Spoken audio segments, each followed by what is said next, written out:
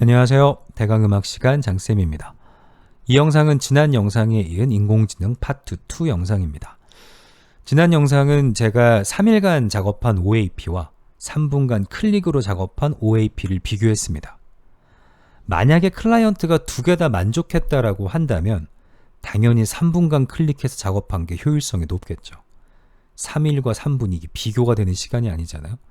그만큼 인공지능을 활용한 작업은 누군가보다 더 나은 작업물을 만들어준다라는 것보다 훨씬 더 효율적으로 일할 수 있도록 만들어준다라는 거예요.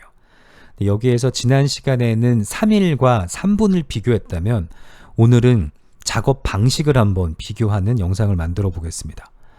제가 디지털 정보 활용 능력 시험지를 가져왔어요. 인터넷 정보 검색입니다. 디지털 정보 활용 능력에 인터넷 정보 검색, 워드 프로세서, 프레젠테이션 여러 가지 파트가 있는데 그 중에 인터넷 정보 검색 능력을 보는 시험이에요. 지난달 24일에 이루어진 시험입니다. 응시자 유의사항을 보면 수험생이 어떤 장소에 들어가서 거기서 문제를 받고 그 문제를 배치된 컴퓨터에서 검색을 통해서 정답을 찾고 그 정답을 저장해서 제출하고 나오는 시험인 것 같습니다. 그래서 그거에 관련된 몇 가지의 유의사항들이 이렇게 기록되어 있어요. 유의사항을 보면 절대 경로를 기재하고 한 개의 URL만 기재하십시오. 이거는 그냥 그 URL을 클릭해서 누구나 어떤 컴퓨터에서나 쓱 들어갈 수 있도록 하세요 라는 얘기고요. 포털 카페, 블로그, 지식 검색, 댓글, 소셜 네트워크, 위키 등의 URL은 정답으로 인정되지 않습니다. 이거 굉장히 중요한 얘기입니다. 여러분들 논문 쓰실 때도 위키피디아를 근거로 다시는 분들, 출처로 다시는 분들이 있는데 정답으로 인정되지 않습니다. 왜냐하면 이거예요. 개인이 수정 편집 가능한, 그러니까 신빙성이 없다란 얘기죠. 그래서 대체 답을 어디서 찾으라고 하냐면 백과사전, 뉴스 혹은 공공 사이트, 공신력이 있는, 신빙성이 있는 곳에서 답을 찾아랍니다. 이걸 이제 별표로 이렇게 명시해 두는 건 결국 인터넷 정보 검색이라는 게 인터넷 상에 있는 모든 인포메이션들이 공적으로 만들어진 게 아니거든요.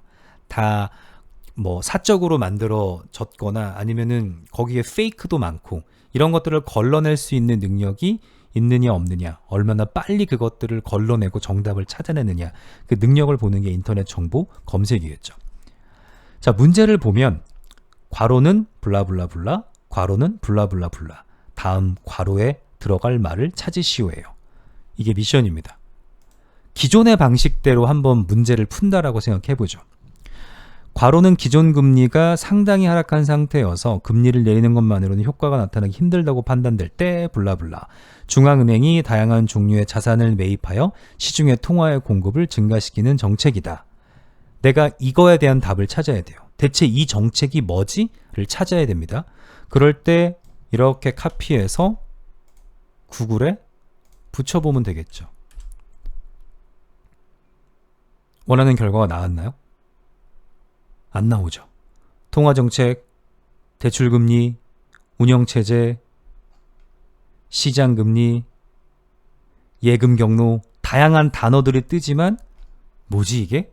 내가 원하는 답을 몰라요. 이유는 검색어가 너무 많습니다. 그래서 다시 이 검색어를 내가 스스로 이해하고 필터링을 해서 앞쪽은 상황에 대한 설명이고 뒤쪽이 실제적인 예시니까 이 예시로 포커스를 조금 더 줄여보자. 검색어를 줄였죠. 그랬더니 뭔가 아까와는 조금 일목요연하게 정리된 얘기들이 나옵니다. 근데 여전히 불태화 정책, 화폐와 통화량, 화폐와 경제, 화폐의 공급과 수요, 통화 정책, 여전히 어떤 게 답인지는 명확하지 않아요. 우리가 이 문제에 대한 정의를 전혀 모른다라고 했을 때 이게 대체 무슨 말인지 생전 처음 들어보는 말이네 라고 했을 때 얘네들을 다 읽어보고 이해하고 그 중에 하나를 우리가 정답으로 유추해내야 돼요. 어떠한 방법으로? 계속 검색어들을 다양하게 필터링하고 조합하는 방식으로 반복적인 검색을 통해서. 이게 기존의 시대에 검색의 시대에서 우리가 하던 방법입니다. 그러면 인공지능 시대는 뭐가 달라진 거냐라고 했을 때 말하자면 그냥 묻는 거예요.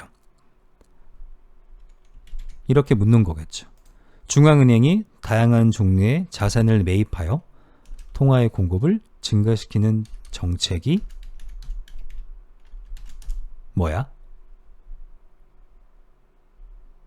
라고 물으면 얘가 그것의 정답은 양적 완화입니다. 라고 답을 줘요. 양적 완화는 quantitative easing이라고도 불립니다. 그럼 우리가 정답을 양적 완화 괄호치고 QE quantitative easing이라고 쓰면 되겠죠. 이게 기존의 검색의 시대와 AI 시대에서의 차이예요. 검색의 시대는 내가 문제를 이해해야 됩니다.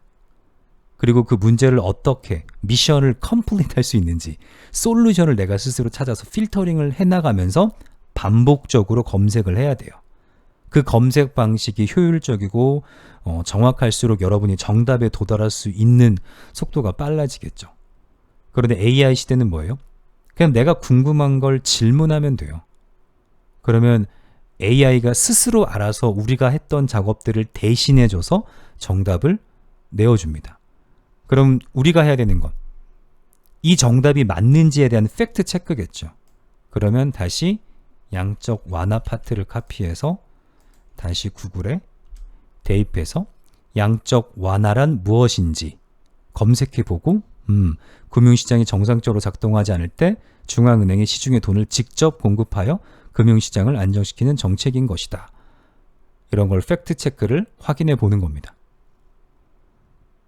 우리가 했어야 되는 걸 AI가 대신해주고 우리가 해야 되는 일은 묻고 그 답이 맞는지를 확인하는 일이겠죠. 또 한 가지가 있습니다. 이 문제의 답안지를 보면 이렇게 나와 있어요. 모범 답안입니다. 그래서 첫 번째 문제의 답은 양적 완화예요. 그런데 거기에 어디서 찾았는지 URL을 제시하시오 라고 되어 있죠. 이 URL이 클릭해보면 네이버 백과사전입니다. 그리고 희한하게도 답은 다 네이버 백과사전에서 찾은 걸로 되어 있어요. 그러니까 이 시험에서 원하는 어떤 공식력의 기준, 신빙성의 기준은 네이버 백과사전 정도인 것 같아요. 그렇다면 여러분은 간단하죠. 이 양적 완화를 팩트 체크했으면 이 양적 완화를 시험지를 제출할 수 있는, 답을 제출할 수 있는 포맷으로 만들어야 될 테니까 양적 완화를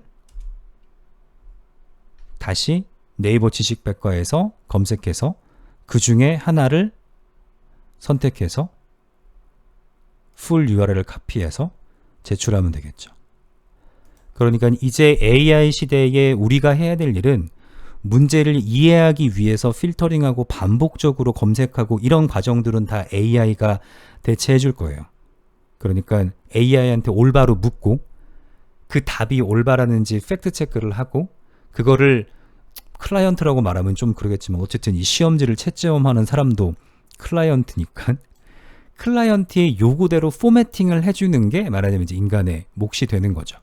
여러분은 AI라는 아주 좋은 조수를 옆에 두고 있게 되는 겁니다.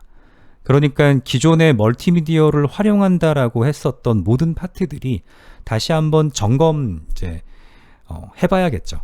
우리가 과연 효율적인 방법으로 이것들을 활용하고 있는가. 아마 우리가 지금 이 시기에 놓여 있고 어느 누구도 여기에 완벽한 모범 답안은 아직 주지 못할 거예요. 변화하는 과정 중에 있으니까. 하지만 효율성이라는 것만 보더라도 AI가 우리한테 얼마만큼의 도움을 줄 수 있는가 눈으로 확인할 수 있고 그 도움을 받기 위해선 기존에 있었던 우리의 생각의 방식들, 문제 해결의 방식들을 많이 바꿔야 된다라는 걸 볼 수 있을 겁니다. 자, 오늘 영상 여기까지입니다. 감사합니다.